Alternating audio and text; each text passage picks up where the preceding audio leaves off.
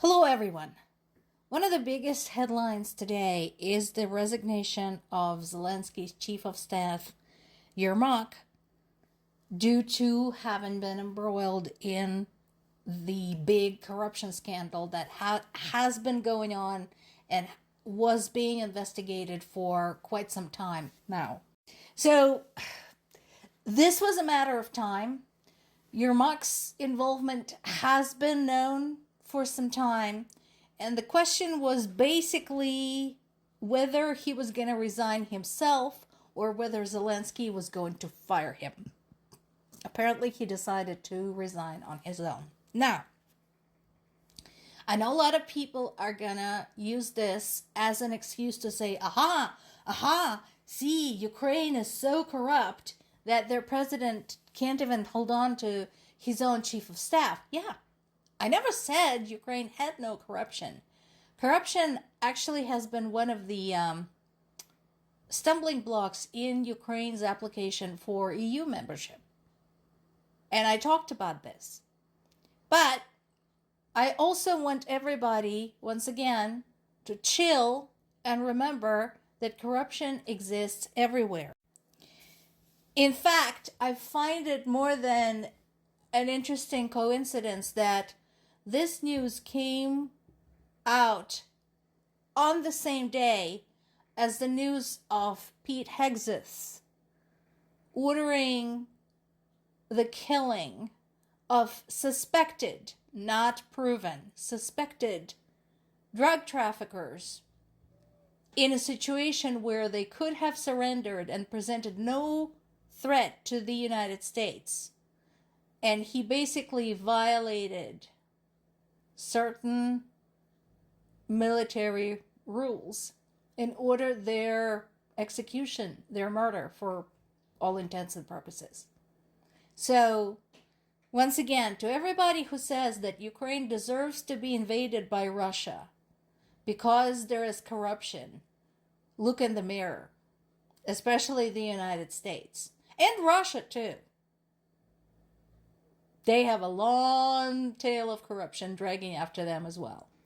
And, case in point, speaking of corruption, Hungary's Orban is defying his own EU partners and going to meet Putin again in Moscow.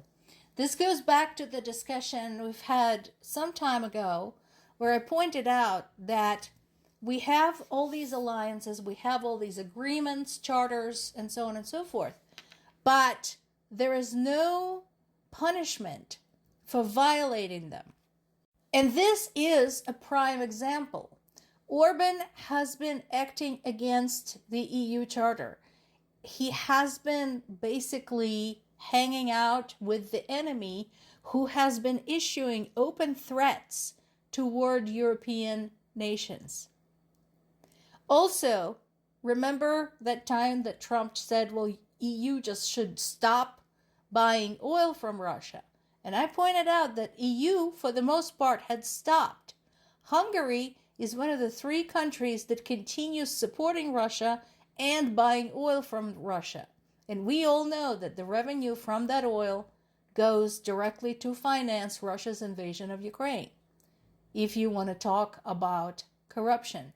However, despite all these things, despite basically undermining EU policy and EU's official stance on Russia's invasion of Ukraine, Orban can continue doing whatever the hell he's doing because there are no ramifications. EU Parliament apparently doesn't have any process by which they could get together and kick Hungary out of the Union.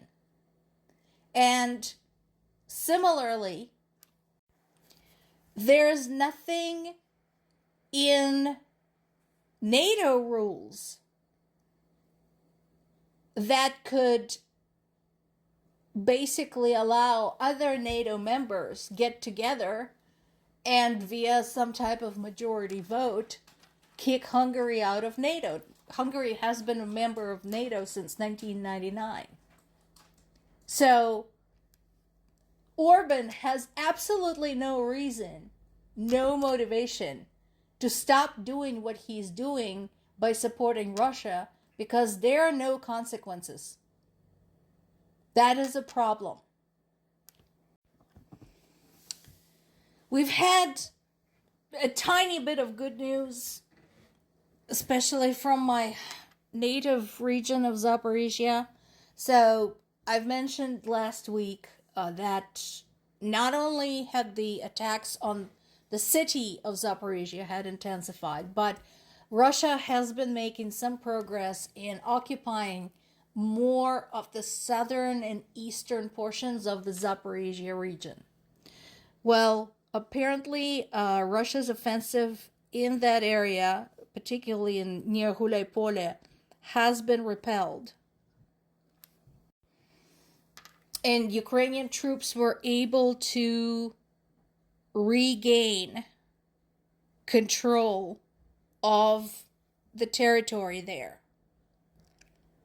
So this is still a work in progress. Again, Zaporizhia region right now is very much the way the Donetsk and Luhansk regions have been for the past many months, where the situation changes every single day, sometimes every few hours. So I understand that this might change tomorrow, but I'll take it.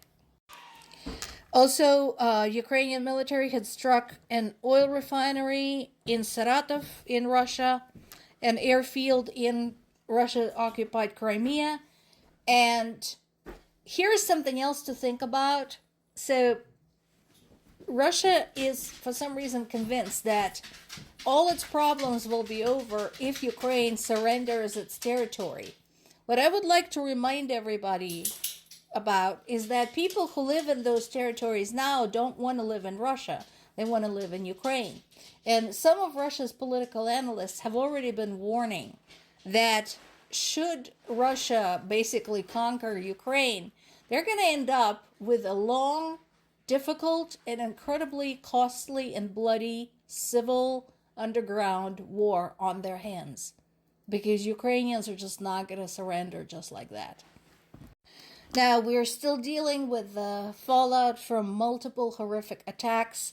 So, Ukraine had identified the Russian personnel that was involved in the strike on Sumy that killed 6 people and injured over 30. That was back in June 2025, and the attack was against Sumy city center. And sadly, the death toll from Russia's November 19th attack on Chernobyl had risen to 35 following DNA identification. That's going to happen. This is why I often say we have this many dead, this many wounded that we know of right now. People get trapped, people get blown up to smithereens, sadly. And it can be days, or in this case, weeks, before the remains are uncovered, and even more time until they can be identified. So that is the sad and horrific side of this war. And Russia commits yet another war crime, another violation of the Geneva Convention, by killing a Ukrainian prisoner of war after beating him with an assault rifle in the Donetsk region. Again, this is what people of Ukraine have to deal with. And the fact that so many parties, so many different people, alliances, organizations are pressuring Ukraine into surrendering to Russia, considering this is what Russia is doing, is unconscionable. More to come.